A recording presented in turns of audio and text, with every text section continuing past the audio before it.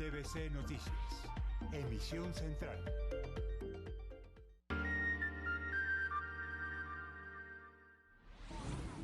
Mujeres víctimas de agresiones y terribles casos. En Villavicencio, brutal agresión a una vendedora ambulante. Un extraño la atacó en su vehículo. Fue secuestrada, abusada y la sometieron a vejámenes con palos y con el carbón que usa para vender arepas. La fiscalía investiga periodista que atacó a golpes a su pareja en un ascensor. Cubría la gira presidencial y fue separado de la comitiva. Las cifras de violencia contra la mujer son preocupantes. 752 feminicidios este año. El dato ya es mayor que en 2021. Otra estadística inquietante. Aumentaron los casos de niñas menores de 14 años abusadas y embarazadas. La cifra aumentó más del 11%. Tenemos los argumentos de la jueza que dejó libres a los supuestos atracadores de Transmilenio. Cuestionó las pruebas de la fiscalía. El Gaula liberó a ciudadano hondureño secuestrado en Medellín. Logró grabar un video y lo ubicaron gracias a las imágenes. Primer vuelo de Satena con destino Venezuela. Un reportero de RTVC Noticias estuvo a bordo y registró todas las novedades. Por ahora no hay conciliación de la tributaria. La próxima semana continuará el debate para definir el texto final. No paran los estragos de las lluvias. Buscan a un joven de 17 años que cayó al río Cauca. Sigue la calamidad en el barrio Nueva Colombia de Barranquilla, donde ya son 500 casas destruidas por las lluvias. Ya está lista la orden para evacuar a 5.000 personas mientras se encienden las turbinas de Hidroituango. El presidente Gustavo Petro ya está en Francia. El mandatario de los colombianos llegó a París para hablarle al mundo acerca de la paz total. En minutos les contaremos todos los detalles de la visita que hace a Europa el mandatario colombiano. En el mundo, sigue la expectativa en Estados Unidos por la definición de las reñidas elecciones de medio mandato. Información de servicio. Los créditos del ICETEX no tendrán intereses a partir del año entrante. En minutos la explicación con un invitado. Esperen oportunidades. Hay vacantes de empleo en servicio al cliente en Bogotá. En Deportes Qatar cada vez más cerca, Francia publicó la lista de sus 25 que salen a defender el título. Ya llegó la primera delegación al Mundial. Así fue recibido el equipo de Japón. El sueño del Mundial se apaga para Sadio Mané por lesión. Preparamos un informe con los que salen a última hora. Y en cultura, la historia de la canción napolitana O Sole Mio en un cuento para contar.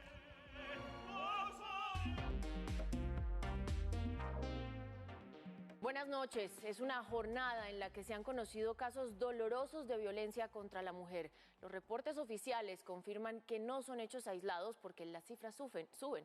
Vamos a revisar los datos de medicina legal que son alarmantes. Pero antes iniciamos con la voz de una víctima. Lina María Quintero vive en Villavicencio y en las últimas horas sufrió un ataque demencial que incluyó abusos y vejámenes. Lina cree que la atacaron por un problema de conveniencia que tiene en el vecindario donde trabaja como vendedora ambulante. La policía busca al hombre que la atacó. Lina María Ardila es estudiante de administración de empresas y vende arepas con su mamá en un puesto ambulante. Es un trabajo que además del sustento le sirve para pagar sus estudios. La noche del lunes salió a comprar carbón, un elemento fundamental para su venta. De pronto fue abordada por un hombre encapuchado. Me golpean el carro en la parte de atrás, yo me bajo a mirar, no era nada. Y cuando ingreso al carro, pues ya recibo un golpe en la cabeza. Y me dice la persona que está dentro del carro que tengo que dirigirme con él a un lugar oscuro.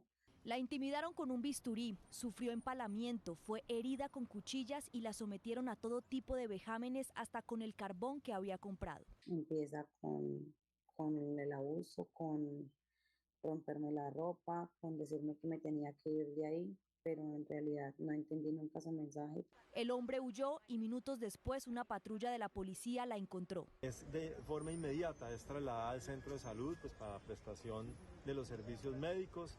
De igual forma se activa la ruta de protección a la mujer.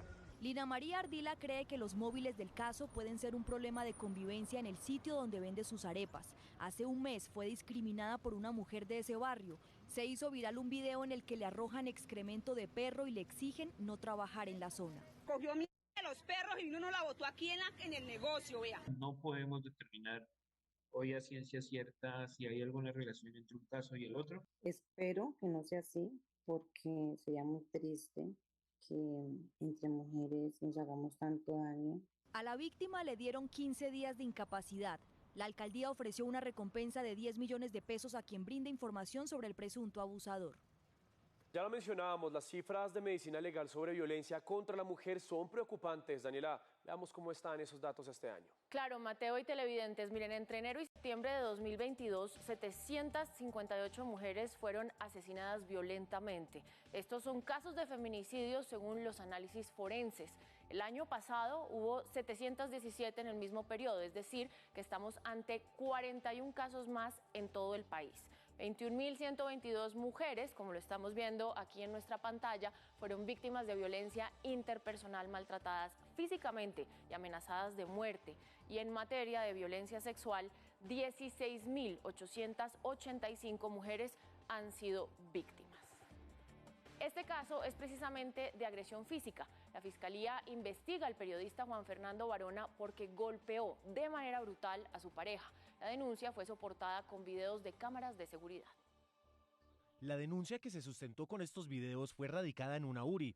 La Fiscalía abrió una indagación contra Juan Fernando Varona, en la que, en primer lugar, analizará todo el contenido de las grabaciones de las cámaras de seguridad, así como el dictamen de medicina legal que le fue practicado a la víctima. En la indagación además podría ser vinculado Nicolás Guevara, el otro hombre que queda registrado en la grabación, en la que claramente se le observa con una actitud pasiva con respecto a la agresión de la que la mujer es víctima. Una vez la Fiscalía tenga las evidencias y el contexto de los hechos, tomará las medidas a las que haya lugar, como una posible imputación de cargos y una eventual privación de la libertad. La denunciante se refirió al avance del proceso. Tuvimos audiencia en comisaría de familia y allí, tras revisar las pruebas aportadas, la comisaría resolvió mantener la medida de protección a mi favor, ordenándole a Juan Fernando cesar cualquier acto de violencia, así como mantenerse alejado. En el momento en el que se conoció el caso, Varona estaba en Egipto en el cubrimiento de la gira presidencial. El Palacio de Nariño emitió este comunicado y lo apartó de la comitiva. Mientras la investigación avanza, el medio para el cual trabaja el periodista lo apartó del cargo. Y hay otra realidad que preocupa: las menores de edad víctimas de abuso que además quedan embarazadas. Las cifras a nivel nacional aumentaron en más de 11%. Entre enero y julio del 2022, 4.732 niñas entre los 10 y 14 años dieron a luz en Colombia. La cifra aumentó 11,9% en comparación del año anterior. Antioquia es la región más afectada, con un 11% del total de los casos. En Bolívar están el 7% de las menores afectadas. Bogotá es la tercera ciudad en las estadísticas. En todos los casos, las niñas son además víctimas del delito de abuso sexual según el Código Penal. Esta situación no debería presentarse en ningún caso, entre otras razones porque en Colombia es un delito tener relaciones sexuales con menores de 14 años. Estas cifras son alarmantes y preocupa que en zonas rurales la tendencia es de hecho creciente. Según cifras del DANE, el embarazo en mujeres de 15 a 19 años también aumentó en el 2022 en el país. Revisar las estrategias de prevención es la recomendación de los expertos. Por un lado, la educación sexual integral, iniciada desde la infancia y sostenida durante todo el tiempo de la escuela, tanto elemental como secundaria. El embarazo infantil y adolescente acarrea consecuencias negativas en la salud de los recién nacidos, como desnutrición, enfermedades respiratorias, dificultades en el desarrollo cognitivo y un aumento en analfabetismo y pobreza. RTVC Noticias tuvo acceso a la audiencia en la que se judicializó y quedaron en libertad los 13 presuntos ladrones del sistema Transmilenio de Bogotá. En la audiencia, la juez del caso señala que la Fiscalía no aportó evidencias para enviarlos a prisión. Esta es la audiencia en la que los 13 detenidos son judicializados por los delitos de concierto para delinquir, hurto calificado y lesiones personales. Estas personas quedaron en libertad porque supuestamente tenerlos detenidos salía muy costoso. Sin embargo, el argumento que da la jueza es que no hay evidencias que respalden esa medida. Se trata de personas sin antecedentes ni anotaciones. Pues aquí nada se mencionó al respecto. Que no usaron armas de fuego o armas blancas, o que por lo menos ello hasta el momento no se acreditó. Precisamente, la jueza hace referencia a las consecuencias legales que esto tiene. No se soluciona apelando al clamor de las mayorías, ni a la indignación popular, ni a los pronunciamientos de la señora alcaldesa. Y de igual manera, a las consecuencias económicas. Es decir, 292.676.540 pesos por todos ellos. Aunque quedaron en libertad, siguen vinculadas al proceso, mientras que la Fiscalía decide llamarlos a juicio. Un comerciante hondureño que había sido secuestrado hace 2 semanas en Medellín fue rescatado por el Gaula de la policía. Un video que grabó en medio del cautiverio fue pista clave para los investigadores. Este video que logró grabar la víctima en un descuido de sus captores fue clave para dar con su ubicación. Se pudo evidenciar un graffiti ubicado en un sector de una comuna de la ciudad de Medellín. Analizado este video y gracias a fuentes humanas, este ciudadano fue rescatado sano y salvo. El secuestrado es un hondureño de 29 años. Unas personas tomaron de mí todas mis pertenencias y me retuvieron secuestrado por casi 22 días. Y gracias porque no me devolvieron la vida solo a mí, sino que a mis hijos también. Exigían $20,000 por su liberación, pero gracias a los videos de la víctima y a las fotos que enviaban los captores para presionar por el pago, concentraron la búsqueda en el sector Villatina de Medellín. Y en el procedimiento fueron capturados 2 personas, quienes portaban armas de fuego y ya fueron puestas a disposición de la Fiscalía General de la Nación. Fueron enviados a la cárcel y les imputaron secuestro extorsivo y porte ilegal de armas. Hoy despegó el primer vuelo colombiano hacia Venezuela después de 3 años de desconexión aérea. Los dos gobiernos acordaron nuevas frecuencias. RTVC Noticias estuvo a bordo del avión. Satena operó su primer vuelo internacional y el destino fue Venezuela. 7:30 de la mañana iniciamos este abordaje en el primer vuelo de la reactivación aérea entre Colombia y Venezuela, vuelo procedente desde Bogotá hacia la ciudad de Caracas. Este es el avión de la aerolínea colombiana Satena, que inicialmente transportará a 45 pasajeros por trayecto con la ruta Bogotá-Caracas, y nos disponemos a iniciar el vuelo. Damos la cordial bienvenida a nuestro vuelo inaugural a la ciudad de Caracas.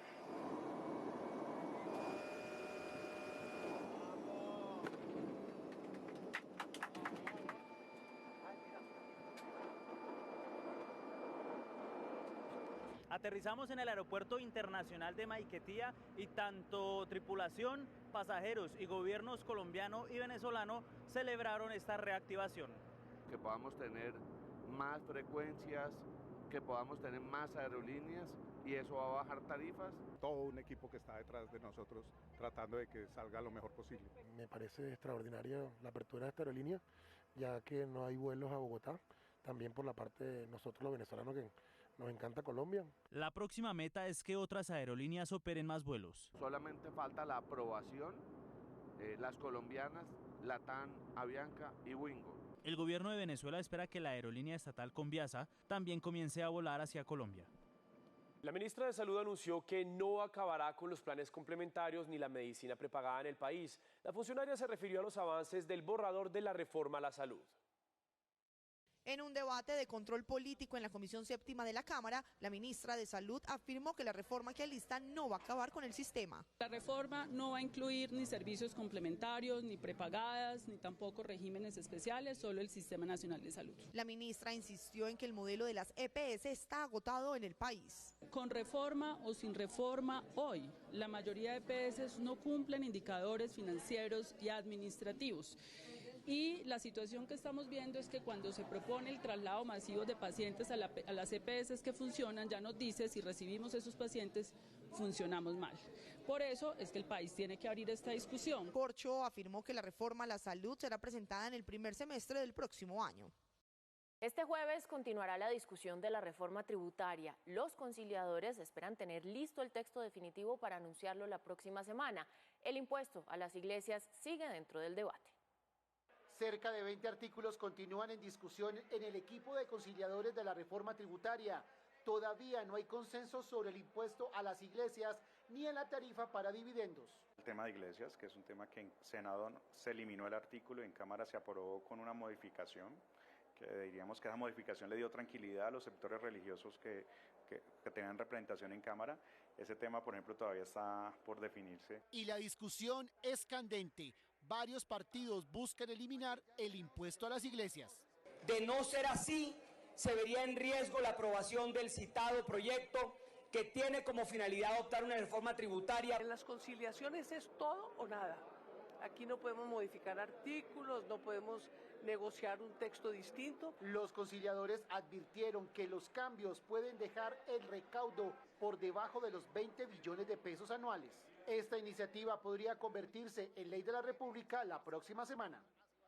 Más de 27.000 indígenas de 4 departamentos del oriente del país están en riesgo por reclutamientos forzados que estarían siendo propiciados por grupos al margen de la ley como disidencias de las FARC. El reclutamiento de menores es un riesgo para las comunidades indígenas en las selvas del Guaviare, Guainía, Meta y Baupés, según la Defensoría del Pueblo. Las disidencias de la FARC buscan a niños, niñas y adolescentes, incluso indígenas, para ser reclutados, para obligarlos a informar sobre los movimientos de la fuerza pública y para integrar sus redes de narcotráfico. Solo en Mitú y en Carurú, en Baupés, ya son 59 comunidades indígenas en riesgo. Las mujeres, niñas y adolescentes corren el riesgo de ser violentadas sexualmente. Además de los intereses de narcotráfico aliados con los carteles de México y Brasil, las disidencias de la FARC buscan el control de la explotación ilegal o de los recursos naturales, particularmente la minería. La Defensoría le solicitó a las autoridades tomar acciones en favor de las comunidades indígenas. El ministro de Defensa, Iván Velázquez, reveló cómo será la participación de los militares en las negociaciones con el ELN. Hemos planteado, por lo menos de manera inicial, van a estar con seguridad en las mesas técnicas. En la primera etapa de negociación, seguramente no habrá presencia de militares.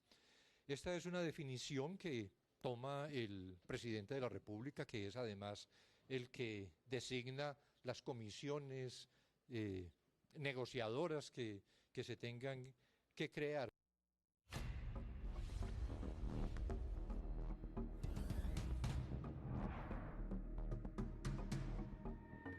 Los habitantes del barrio Nueva Colombia viven un drama intenso desde hace un mes. Las casas se han ido cayendo por las fuertes lluvias y en las últimas horas esa cifra llegó a 500 edificaciones afectadas. Lucía Llanes, la saludo. Bien, usted habló con la comunidad. Por favor, cuéntenos qué le dijeron.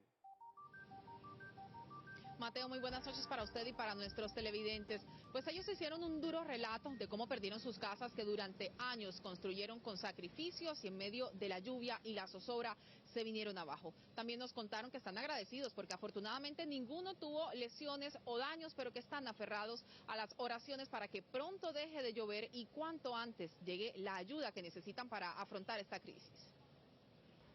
Momentos de angustia viven al menos 500 familias de los barrios Nueva Colombia y Carlos Meisel en Barranquilla. Aunque la situación es difícil desde hace casi un mes, el pasado lunes festivo, en medio de la lluvia, todo empeoró porque las casas empezaron a caerse a pedazos. En el momento empezamos a sacar el agua, pero ya amaneciendo, nos cogió el día, empezó una pared ya a desplomarse. Un deslizamiento de tierra acabó con 297 casas y varias vías principales de estos barrios. A pesar de los riesgos que corren, todavía sacan de los escombros algunos enseres y los niños, para no perder clases, van hacia sus colegios así, dando brincos por calles hechas trizas. Por favor, que nos ayuden, que nos colaboren con comida hecha. Hay personas que no tienen agua, no tienen luz, no tienen gas, han pasado hambre. Con estas, unas 4.000 familias están afectadas. Según la Dirección General Marítima, seguirá lloviendo. El panorama en Santander no es fácil. Piedecuesta completa 4 días sin agua. Luego del derrumbe en el acueducto y en Bucaramanga fue declarada la calamidad pública luego de 26 emergencias por inundaciones. Joana Niño, buenas noches y adelante con la información. Daniela y televidentes, muy buenas noches. Pues el panorama de Piedecuesta no es alentador, pues el acueducto de Piedecuesta sufrió un grave daño tras las fuertes lluvias de los últimos días y Bucaramanga, con la declaratoria de la calamidad pública, espera recoger recursos para poder atender las afectaciones que se han presentado en la ciudad. Al iniciar el día, los piedecuestanos despertaron con la sorpresa de que el servicio de agua que había sido restaurado en la noche nuevamente fue suspendido. Estuve desde las 7 de la mañana a 1:30 de la tarde para 2 baldes pequeños nos dieran un agua que supuestamente venía desde Lebrija. Y fue un desorden total que se presentó.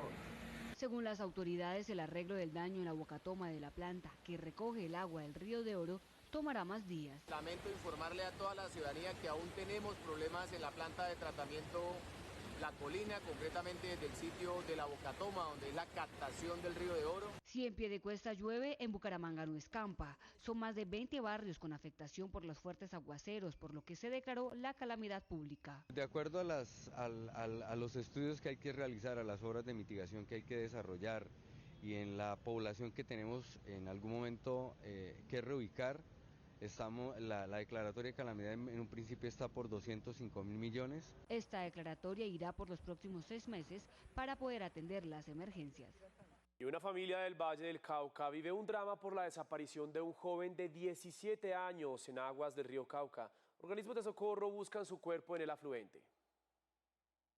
Más de 48 horas completa la búsqueda de Brandon David Sánchez, de 17 años, desaparecido en el sector de Piscinitas en el río Cauca, oriente de Cali. Él se tiró, llegó al medio, cuando tiró para lanzarse para la orilla, el otro compañero de él tiró a agarrarlo, pero ya él se le hundió y ya no salió más. Organismos de socorro realizan operativos río abajo para recuperar el cuerpo del menor de edad. Hemos activado los cuerpos de bomberos del Valle del Cauca. Se está activando también los areneros del río Cauca a la altura de Juanchito, Falso de la Bolsa, Falso de la Torre y los departamentos del Valle del Cauca. Este año recibiría su grado de bachiller. Los vecinos lo describen como un joven soñador y emprendedor. Por lo menos 170 familias en el Carmen de Atrato, Chocó, sufren por las avalanchas e inundaciones. El informe es de Yuli Correa, periodista de la Radio Nacional. Con el camino bloqueado y sin acueducto comunitario, estas 170 familias del corregimiento de memoria histórica se encuentran afectadas a causa de una avalancha que se ha generado por las intensas lluvias de los últimos días en el departamento del Chocó. Hablamos con su líder, Froilán Zapata, quien se encuentra preocupado por una posible tragedia. Quedó también hay un punto que nos preocupa mucho, es un paso por una cañada que se llama Cañada Honda, donde esa cañada ya ha marcado muchas tragedias. Entonces nos preocupa que se vuelva a repetir eso. Aseguró el líder Zapata que si bien en uno de los tramos ya se encuentra la maquinaria amarilla, es importante que la administración municipal realice el estudio, formulación y gestión de un puente que permita el paso seguro y garantice la vida de estas 170 familias. Y es que según la Oficina de la Gestión del Riesgo y del Desastre del departamento, ya son aproximadamente 15.000 los afectados en esta ola invernal en el departamento. La ciénaga de Zapatosa en Cesar continúa desbordada y mantiene inundados a corregimientos de Chimichagua. Más de 100 familias están damnificadas. Yomar Navarro, periodista de Radio Nacional, tiene los detalles. Un grito desesperado de auxilio están lanzando los habitantes de los corregimientos de Candelaria y Cempegua, ubicados a orillas de la ciénaga de Zapatosa en el Cesar, porque el desbordamiento de este espejo de agua dulce los mantiene inundados. En Candelaria son más de 100 familias damnificadas, cuyas viviendas están bajo el agua, dijo el líder comunal Ángel José Rincón. Hay casas con el agua hasta el techo. Las calles están anegadas todas, parte del pueblo. Tenemos más o menos unas 150 familias damnificadas por el invierno. No es diferente la situación en el corregimiento de Cempegua. Las comunidades claman ayuda por la situación que están viviendo debido al desbordamiento de la ciénaga de Zapatosa. Unas 15 familias han tenido que salir de sus viviendas por el nivel de inundación y otras 100 están damnificadas. También han perdido cultivos transitorios como yuca, maíz, auyama, plátano y mafufo, entre otros. Los animales domésticos los han tenido que vender y otros han sufrido la calamidad. Las ciudades capitales del Caribe marcharon contra las altas tarifas de energía. Usuarios de los 7 departamentos de la región solicitan la intervención del gobierno nacional. Más de 500 usuarios del servicio de energía eléctrica en Barranquilla salieron a las calles para protestar por las altas tarifas que pagan cada mes y que van en aumento. Anteriormente se pagaba mucho menos, ahorita se está pagando el triple de lo que se pagaba. Y no solamente en los locales, también en las casas nos hemos visto afectados con esas alzas de la luz. Gremios de comerciantes, organizaciones sindicales y hasta estudiantes acudieron a la movilización que partió de la plazoleta Estercita Forero hasta la sede de la empresa Aire de la calle 77. Con arengas y pancartas hicieron peticiones puntuales. Al gobierno nacional para que derogue el régimen tarifario y a la empresa como tal, a Aire y a Finia, para que empiecen a revisar una cantidad de atropellos que se están dando contra los usuarios. Los usuarios aseguran que tienen que decidir entre pagar facturas o hacer mercado. Para las personas que también ganan un mínimo, ¿cómo hacen para pagar arriendo, energías, los servicios en general y aparte de eso para la comida, los estudios? Según la empresa Aire, la disminución de las tarifas de energía se verán reflejadas en las facturas de noviembre de este año. Ya está lista la resolución que ratifica la evacuación de las viviendas de 5.000 personas de Puerto Valdivia. Según la Unidad de Gestión del Riesgo, las vibraciones de las turbinas de Hidroituango podrían ser un riesgo para estas familias. Ismael Tobón, yo los saludo y adelante con los detalles. Buenas noches. Hola, ¿qué tal, Mateo? Muy buenas noches. Pues la persona que ha reaccionado a esta resolución ha sido precisamente el gobernador de Antioquia, Aníbal Gaviria Correa, que se mantiene en el argumento de que se debe dar claridad a las comunidades aguas abajo del proyecto Hidroituango. Hasta el momento no se conoce una fecha real de cuándo va a iniciar este proceso de evacuación para los habitantes del corregimiento de Puerto Valdivia. Hasta el viernes tiene Empresas Públicas de Medellín para presentar este plan de evacuación para las comunidades en jurisdicción de este megaproyecto. Esta es la resolución que emitió la Unidad Nacional de Gestión del Riesgo, que ordena a EPM evacuar a los habitantes de Puerto Valdivia y Tarazá antes de activar las turbinas. Al no conocer la respuesta del macizo rocoso ante las vibraciones generadas por la puesta en marcha de las unidades mencionadas, se deberá activar durante las pruebas y entrada en operación de las unidades 1 y 2 la acción AR01, ordenar la evacuación inmediata de todas las personas que se encuentran en la zona de riesgo. Se habla de aproximadamente 5.000 personas que serían la población en más alto riesgo para evacuar. Eso será precisamente motivo de la reunión del viernes y aspiro a que haya una claridad total. La entidad nacional advierte que otras 15 poblaciones de departamentos como Córdoba, Sucre y Bolívar deben alistarse con simulacros de evacuación pese a que no están en riesgo. Igualmente hemos invitado a EPM para que, como lo he dicho en repetidas ocasiones de allí, podamos salir con una sola voz unificada. El gobierno departamental insiste que no se va a hacer nada sorpresivo con las comunidades que viven aguas abajo de Hidroituango. Los contratos de EMCALI siguen causando polémica. Según la Procuraduría, habría una doble nómina de más de 2,8 billones de pesos. Alejandro Muñoz, buenas noches y usted tiene los detalles. Daniela, televidentes, buenas noches. Pues hace algunas horas, a través de un comunicado, precisamente se declara de impacto nacional los hechos relacionados con las presuntas irregularidades en los contratos de las empresas municipales de Cali, EMCALI y la alcaldía de la ciudad. Por otro lado, pues aseguraron que la Unidad Especial de Investigación Anticorrupción pues tendrá precisamente las indagaciones preliminares para determinar las responsabilidades fiscales. Igualmente harán una inspección por los bienes de cada una de las personas implicadas antes de que se declaren en insolvencia. La Contraloría General de la República continúa con las investigaciones de los polémicos contratos de las empresas municipales de Cali y EMCALI. 100 de estos son analizados con lupa y 15 a punto de iniciar el proceso de inspección. Ustedes bien saben que le hemos pedido celeridad a los entes de control, tanto al control fiscal en cabeza de la Contraloría General de la República, al control del Ministerio Público a través de la Procuraduría y por supuesto lo que es el tema penal pues a través de la Fiscalía. Según los procesos adelantados, la entidad de vigilancia y control buscará embargar bienes de los presuntos responsables fiscales involucrados en las contrataciones. La Contraloría debe realizar un estudio concreto, particularizado de cada uno de los funcionarios y de cada uno de los temas de cada una de las dependencias. Y en los casos que se tenga la total y absoluta certeza de que se justifique el embargo, es una herramienta viable. Para lograr los embargos, la Contraloría contempla la posibilidad de disponer de un delegado de la Unidad Anticorrupción.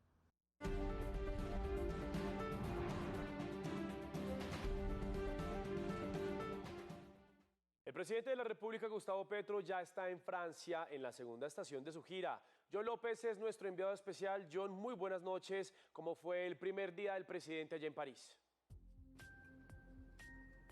Hola compañeros, muy buenas noches. Pues efectivamente el presidente Gustavo Petro ya llegó hoy a Francia, donde va a cumplir una importante agenda para hablarle al mundo acerca de la paz total. A su llegada al aeropuerto Orly de París, el mandatario habló sobre la agenda, sobre el motivo de su visita, que incluye incluso una reunión bilateral con el presidente de Francia, Emmanuel Macron.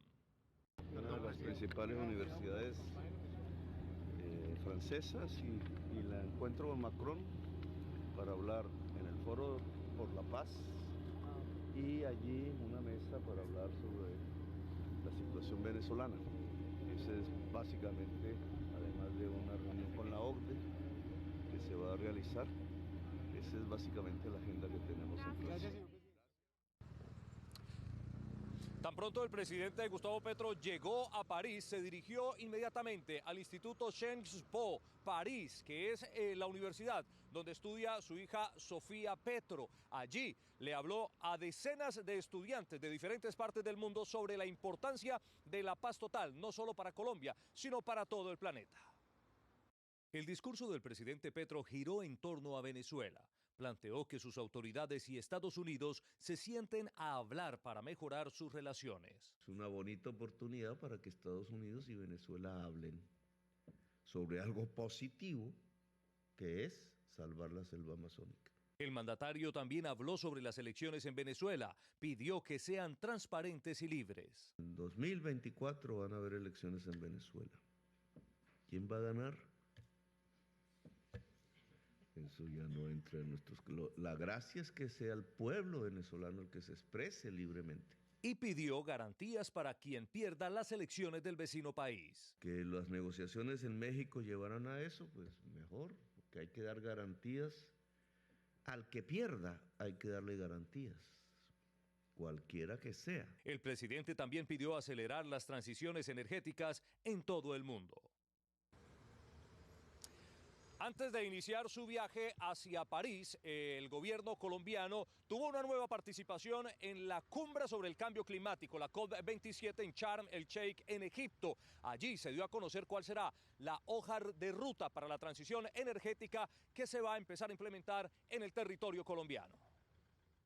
En la COP27, el gobierno de Colombia lanzó la hoja de ruta del Diálogo Nacional para la Transición Energética. Este es un proceso de 6 meses en donde vamos a tener varios hitos de participación social sobre transición energética justa. Serán 6 talleres con diferentes sectores como educación, sindicatos, centros de investigación y los gremios de empresarios. Una visión sobre el marco regulatorio y los habilitadores que se necesitan precisamente para lograr la transición energética justa en nuestro país. Con esta hoja de ruta esperan lograr los lineamientos de género y étnicos territoriales.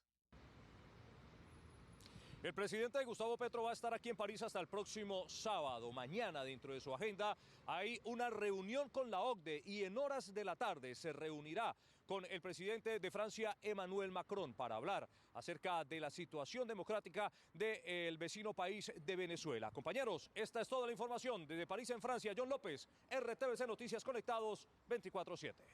John, muchas gracias. Y hoy en Colombia se realizó una nueva jornada de diálogos regionales con el gobierno nacional. El Carmen de Viboral fue el escenario de participación de miles de ciudadanos del oriente y noreste de Antioquia. En el encuentro hizo presencia líderes y ciudadanos de 38 municipios del nordeste y oriente del departamento. Cerca de 38.000 propuestas plantearon los antioqueños desde los territorios. Es el espacio donde podemos hablar directamente cara a cara con el gobierno nacional y expresarle nuestras preocupaciones fundamentales. Para llegar al campo hay que descentralizar un poco y bueno, esperamos que esas construcciones obviamente tiene que ir integrado, todo tiene que ser algo integral para llegar a esos mismos territorios. La ministra de las TIC fue la delegada por el gobierno nacional para escuchar de primera mano las necesidades de la gente. Nos están pidiendo temas también asociados a la conectividad. En esta zona de Antioquia existen muchos sitios turísticos en donde la prioridad es claramente el acceso. 2.500 personas participaron de los diálogos vinculantes en el Carmen de Viboral. Defensa de los territorios, preservación del medio ambiente y protección de la vida fueron los ejes centrales del encuentro. El Tribunal de Antioquia revivió el proceso de revocatoria contra Daniel Quintero y le dio a la registraduría un plazo máximo de 8 días para que notifique al presidente de la República, quien tiene la facultad de convocar elecciones. Más noticias en el siguiente panorama.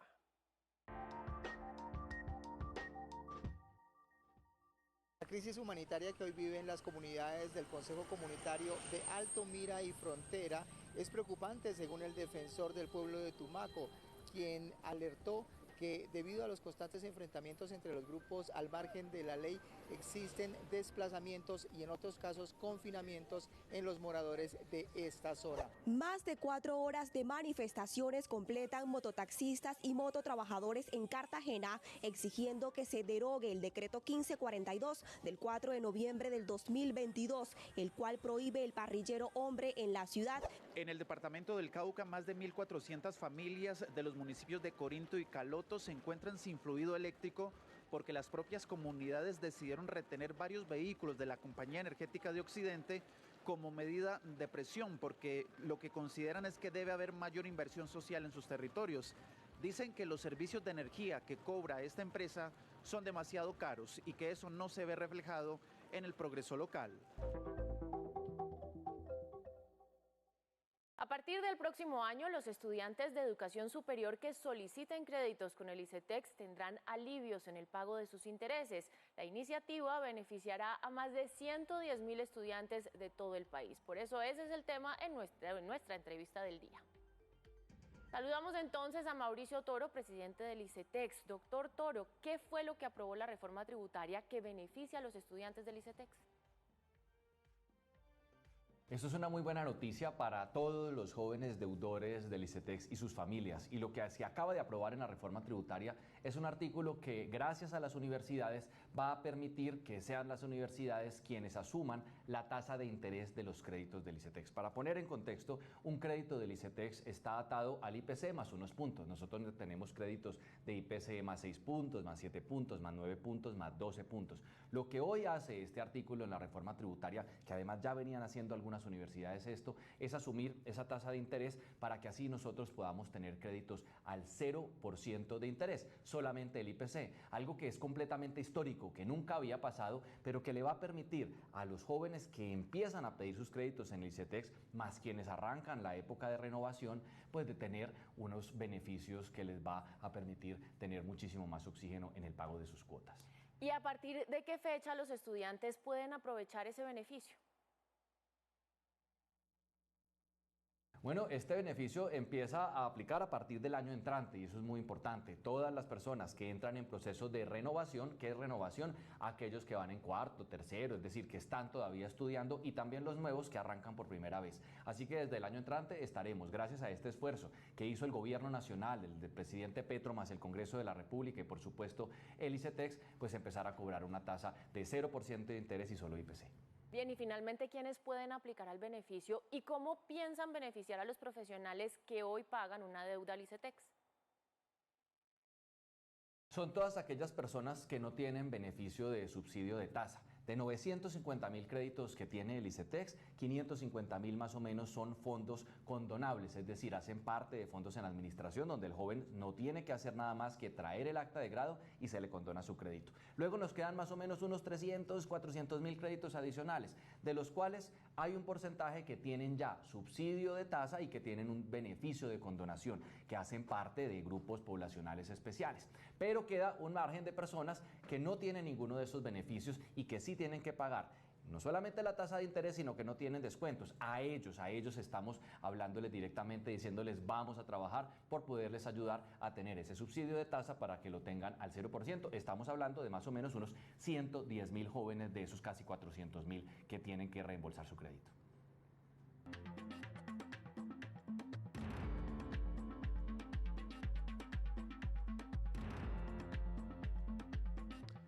Hablemos de lo que está pasando en el mundo. Un día después de las elecciones de mitad de mandato en Estados Unidos, el Partido Republicano continúa acortando distancias para hacerse con la mayoría en las dos cámaras del Congreso. La jornada electoral trascendental que vivió Estados Unidos el martes mostró que los demócratas resistieron mejor de lo previsto a una ola roja republicana que al parecer se redujo a una corta mayoría en una sola cámara del Congreso. Según las proyecciones de medios locales, los republicanos contarían ya con 202 legisladores, a 16 de la mayoría en la Cámara de Representantes, mientras que los demócratas tienen por el momento asegurados 184 escaños. Por otra parte, los demócratas se han hecho con el control de 48 de las 100 curules de la Cámara Alta del país, frente a los 49 de los republicanos. En todo caso, la futura mayoría del Senado de Estados Unidos se decidirá en 3 estados claves, Arizona, Nevada y Georgia, donde los resultados de las elecciones de medio mandato tardarán en conocerse incluso hasta diciembre. El presidente Joe Biden habló desde la Casa Blanca un día después de los comicios y calificó la jornada como un buen día para la democracia. Por su parte, su predecesor Donald Trump calificó las elecciones como un tanto decepcionantes, pero celebró el triunfo de Ron DeSantis, que seguirá siendo gobernador de Florida y podría convertirse en su rival para la nominación presidencial de los republicanos. Los observadores internacionales de las elecciones dijeron que fueron competitivas y contaron con alta participación, pero que el clima político polarizado predominó y la desinformación afectó la capacidad de los votantes de informarse. La migración de nicaragüenses se ha disparado en el último año ante el agobiante costo de vida, la falta de trabajo y el cierre de espacios para disentir del régimen de Daniel Ortega. José Galeano es uno de tantos nicaragüenses que están decididos a emprender el que es quizás el viaje más importante de sus vidas. La crisis política que vive el país centroamericano, sumado a la falta de empleo, los ha obligado a huir de su país natal en busca de mejores oportunidades en el norte. Galeano empeñó su casa, pidió un préstamo y pagó a traficantes para iniciar una travesía hacia la frontera con Estados Unidos. Lo que estamos haciendo es aprovecharlo. Aprovechar para ayudar en mi caso, ayudar a mi mamá, a mi abuelo. Tengo una niña. Galeano, que trabajó como agricultor, jardinero y albañil y estudió veterinaria, viaja con su hermano y 2 primos. Solo en este año emigraron al menos 60 de sus vecinos. Y he mirado muchos compañeros que también han salido así y han llegado con sacrificio, pero lo logran. Aunque las salidas del segundo país más pobre de América Latina no son registradas oficialmente, la Oficina de Migración y Extranjería reportó en su sitio web que se emitieron más de 20.000 pasaportes entre mediados de septiembre y principios de octubre. Además, miles de personas que llegan de todo el país para tramitar el pasaporte en la capital Managua duermen a la intemperie hasta conseguirlo.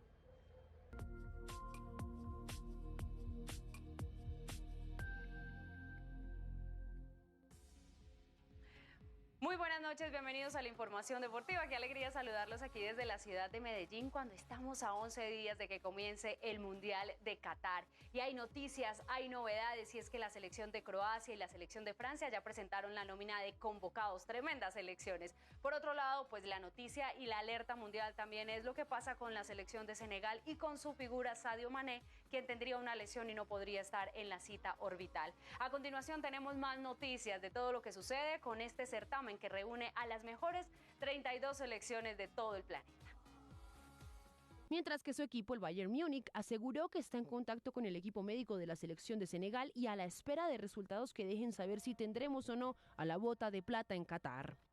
Pero Mané no es el único. Francia tendrá 2 bajas importantes. No estará Paul Pogba, que sufrió una lesión en el menisco de su pierna derecha y todo indica que será operado. Argentina también pierde a un jugador clave en el mediocampo, pues Giovanni Lo Celso presentó un desprendimiento del bíceps femoral de la pierna derecha, por lo que deberá entrar en los próximos días al quirófano. Inglaterra no contará con Reece James. El jugador del Chelsea tuvo una lesión en su rodilla y no pudo ser tenido en cuenta por Gary Southgate.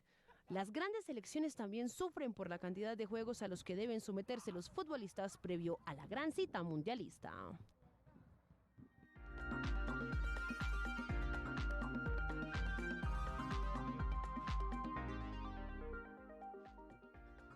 Bienvenidos a las noticias culturales. Yo les cuento que ya conocemos el póster de la nueva película de Walt Disney que se estrena el 24 de noviembre, se llama Un Mundo Extraño. Estamos en una situación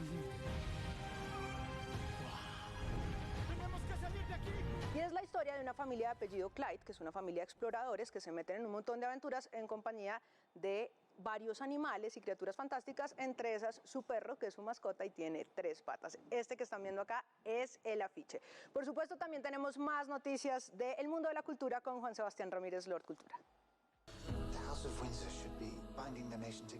Hoy se estrenó la 5ª temporada de The Crown, serie biográfica sobre la familia real británica que en esta entrega narra los momentos más complicados que vivió la reina Isabel II en los años 90.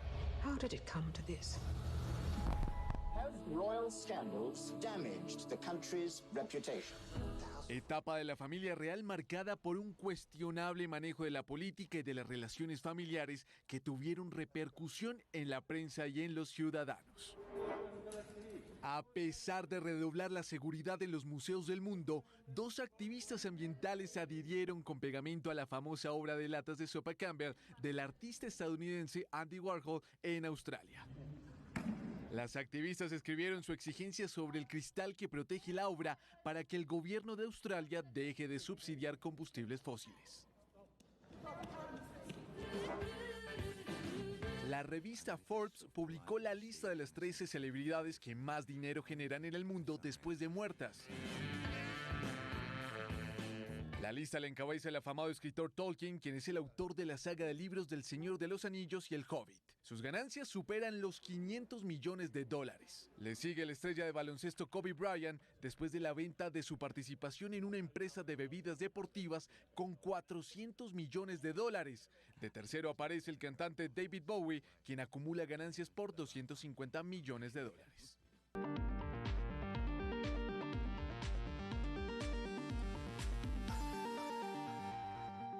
El dólar vive días de calma. Hoy cerró la jornada por debajo de la barrera de los 5.000 pesos. La divisa cerró la jornada en 4.880 pesos, con una disminución de 98 pesos con 56 centavos frente a la tasa representativa del mercado de 5.013. El precio promedio del dólar fue de 4.914.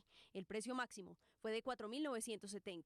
En este sentido, lo que se puede ver es un poco que Colombia, luego de tener unas tasas crecientes muy fuertes, simplemente lo que estamos haciendo es acoplándonos o ajustándonos a lo que sucede en el mundo. Algo de respiro después de un movimiento que ya contabiliza casi 500 pesos de movimiento al alza.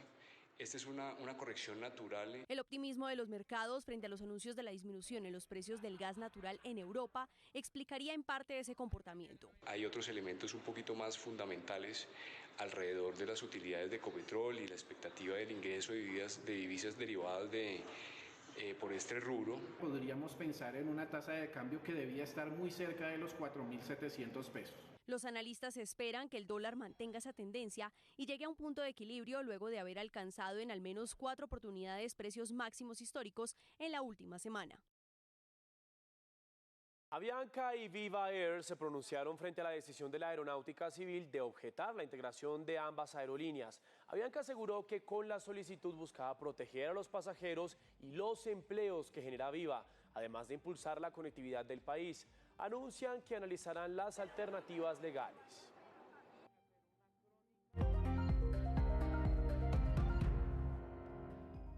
En 2,8% advierte la Secretaría de Hacienda se ubicaría el crecimiento del Producto Interno Bruto para Bogotá en 2023. La entidad pronosticó una desaceleración económica teniendo en cuenta el contexto inflacionario en el mundo y en Colombia.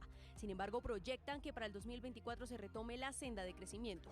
27% fue el crecimiento reportado por Cementos Argos para el tercer trimestre de este 2022. La compañía aseguró que registró los mayores niveles de ventas de su historia con 8,5 billones de pesos.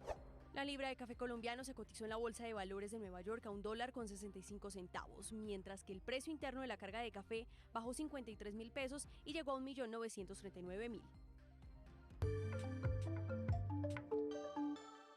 El Gobierno Nacional radicó ante el Congreso de la República el mensaje de urgencia para la reforma al Código Electoral. Queda por definir entonces quiénes serán los ponentes del proyecto para que las sesiones conjuntas de Cámara y Senado empiecen a debatir. Más hechos del día en un minuto.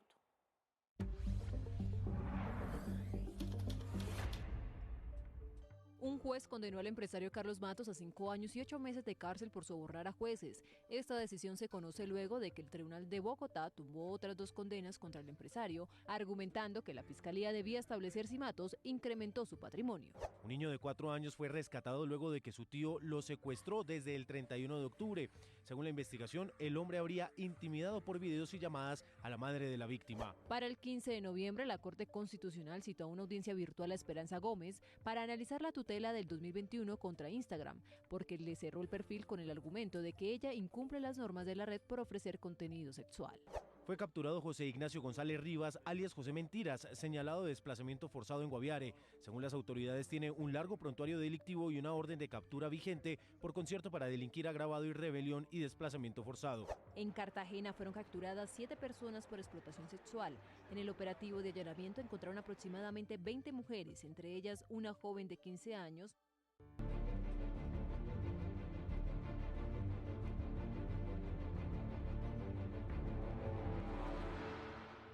Más noticias del mundo. Rusia anunció su retirada de Jersón, la única capital regional ucraniana bajo su control en todo el país. Este es un nuevo revés para Vladimir Putin y su operación militar especial que despliega en ese país hace 8 meses y medio. Es la tierra que concentra los fenómenos que moldean a Europa y al mundo. Ucrania por momentos respira y en otros es la hospedera de recios combates entre sus fuerzas determinadas en recuperar los suelos que les ocupan y las de Moscú, empecinadas en apropiar y controlar bocados de tierra, como Jersón, la sureña y portuaria que acaparó durante meses, pero a la que el ministro de Defensa de Putin acaba de ordenar renunciar ante la contraofensiva ucraniana. Ese vaivén militar genera efectos colaterales como la pérdida de capacidad energética. Europa desde ya calcula un éxodo 2.0 desde la Ucrania invadida. El invierno y la falta de calefacción será dupla que impulse nuevas migraciones.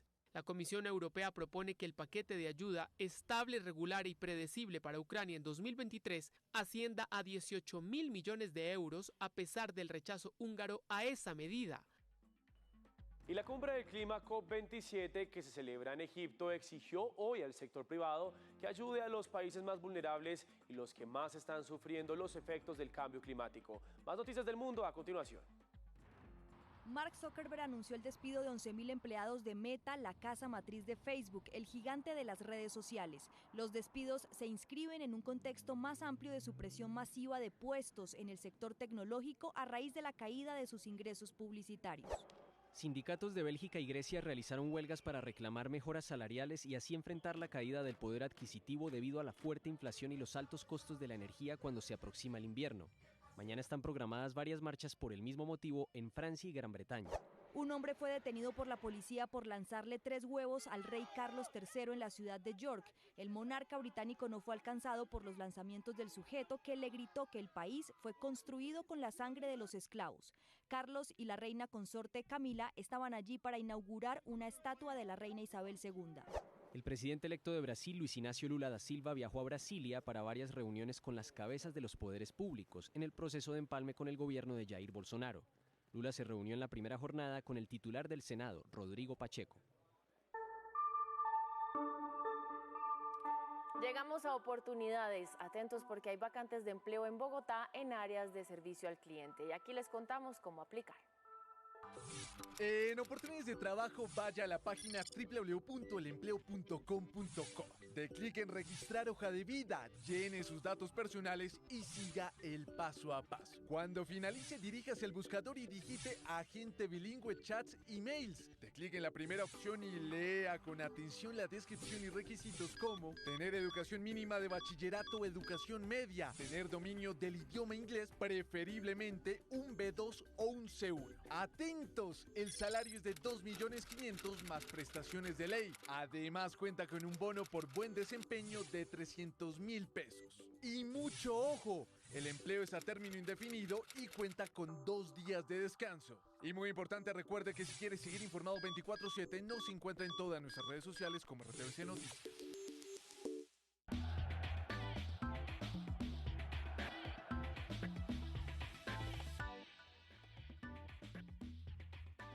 Y seguimos con más información deportiva. Es momento de hablar de nuestro fútbol profesional colombiano porque en el cuadrangular B las cosas están emocionantes. Independiente Medellín venció 2-0 como visitante al América de Cali y respira un poco el equipo de David González. Por otro lado, el líder de este cuadrangular, Águilas, también derrotó a Deportivo Pasto y se afianza en la parte alta de este grupo. Vamos a repasar un poco las acciones de lo que sucedió en la jornada del martes. Una dolorosa derrota que pone en peligro la posibilidad de jugar por el título, pero aún queda mucho camino por recorrer. Todavía tenemos opciones, estamos con opciones, más difícil, todo el mundo lo sabe, pero no se ha dicho todavía la última palabra. Los visitantes tomaron la victoria con mucha satisfacción, pero también con tranquilidad. Es más mérito de lo que nosotros venimos haciendo, de lo que queremos y aferrados a un sueño que tenemos. El líder confirmó su posición, ganó y sigue volando alto hasta alcanzar el sueño de ser campeón. Este resultado nos permite dar un pasito más. Esto no es como comienza, sino como termina. Y el local Deportivo Pasto repite la misma consigna del América. Todavía quedan 12 puntos en juego. Hay que seguir peleando, hay que seguir luchando. En la próxima fecha, el líder Águila recibirá en Río Negro al Medellín y América será local del Deportivo Pasto. La ministra del Deporte y la alcaldesa de Bogotá hicieron la presentación oficial, el lanzamiento de los Juegos Paranacionales Juveniles que se van a disputar en la ciudad de Bogotá el próximo año en el mes de junio. Esta será su quinta versión. El evento estaba programado para el año 2021, pero por la pandemia se había suspendido. Hoy es una realidad. Que esto nos sirva para impregnarnos de esa buena energía, de esa buena onda, de ese optimismo irreductible. Bienvenidos a Bogotá, los Juegos Paralímpicos Panamericanos Juveniles. Cerca de 30 países con más de 1.000 paraatletas entregarán lo mejor de sí en las diferentes disciplinas deportivas. El gobierno nacional se comprometió con premiar a los que dejen en lo más alto la bandera colombiana. Cuenten con nosotros como Ministerio del Deporte, porque para la organización tenemos 50-50, pero para los premios nos toca solo a nosotros y lo vamos a hacer porque tenemos la resolución. Y compitan con todas las ganas por ganarse la medalla de oro para que se ganen el mayor premio que tiene el Ministerio del Deporte. Las autoridades competentes aseguraron que la organización de estas gestas deportivas será ejemplo para todo el continente.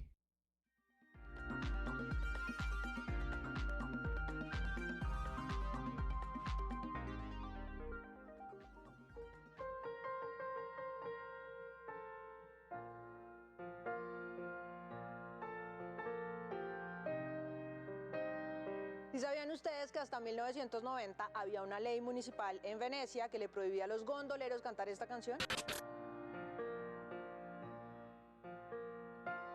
Pues resulta que O Sole Mio es la canción napolitana más famosa del mundo y toda la gente que iba de viaje a Italia soñaba con recorrer los canales de Venecia en una góndola mientras el gondolero cantaba O Sole Mio. ¿Clichésudo? Pues sí. Espectacular también. El problema era que los habitantes de los alrededores estaban hartos de escuchar esa misma canción todo el día. Se quejaron y la municipalidad la prohibió. O Sole Mio comenzó siendo un poema de Giovanni Capurro de 1898 que hablaba del sol de Nápoles, que dicen que es maravilloso, de la nostalgia y del amor de una mujer, la dona Nina Arcolio, que se la pasaba sentada en una ventana.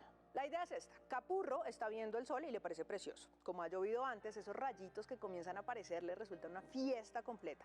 De pronto ve a una mujer lavando ropa en una ventana y le parece hermosísima, casi tanto como el sol. Y resuelve que cuando el sol se ponga, para no estar triste ni nostálgico, se va a parar debajo de esa ventana para que ella lo alumbre. Vendió las copias, o las copielle, como regalo de Día de los Enamorados, y uno de los compradores fue Eduardo Di Capua, que era director de orquesta y le puso música. Pero Di Capua tenía un problema. Era adicto a comprar la lotería los viernes y siempre estaba convencido de que se la iba a ganar. En una de esas no tenía las 2 liras que costaba el billete y resolvió venderle los derechos de su canción a Ferdinando Videri, que más que querer la canción quería ayudar a Capua porque era su amigo. Como ya se habrán dado cuenta, la lotería se la terminó ganando Videri, porque O Sole Mio es la canción italiana más conocida del mundo y la plata que le debe haber entrado a los nietos de ese señor, ni les digo.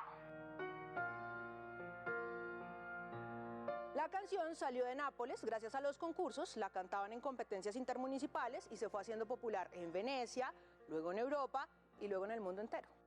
Tanto que hay muchas versiones famosas. Esta, de los 3 tenores.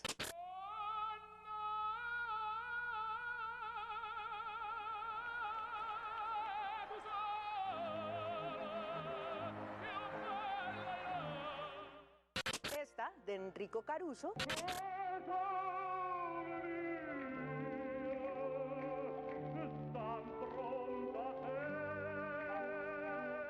Quien además decían que rompía los vidrios de las ventanas cuando alcanzaba las notas agudas. Esta, de Bryan Adams.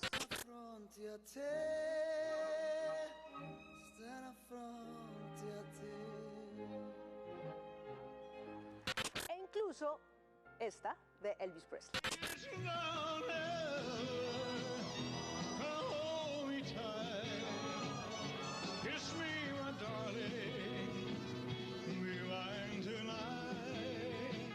No sé ustedes, pero a mí eso de ser el sol de alguien me parece peligroso, porque implica varias cosas. Uno, que todo el mundo gira alrededor. 2, que es la pesadilla de los buses llenos a mediodía. Y 3, que cuando desaparezca nos va a llevar a todos por delante. Yo soy Laura Galindo M y esto es un cuento para contar de Señal Clásica y RTVC Noticias.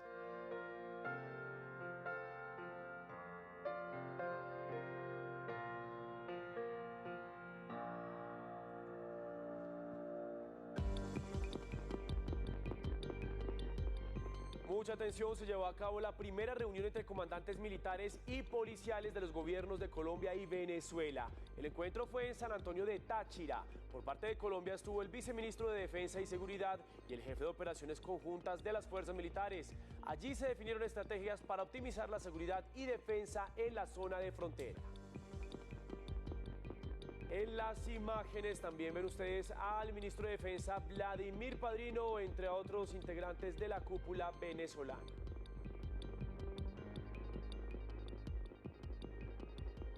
Hasta aquí nuestra emisión central. Recuerden seguirnos también en redes sociales, @RTVC Noticias, para que estén conectados 24/7 con la información de Colombia y el mundo.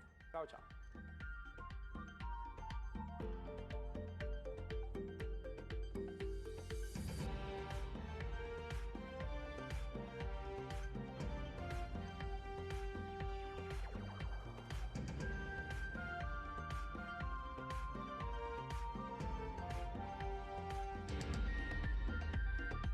RTVC Noticias, emisión central.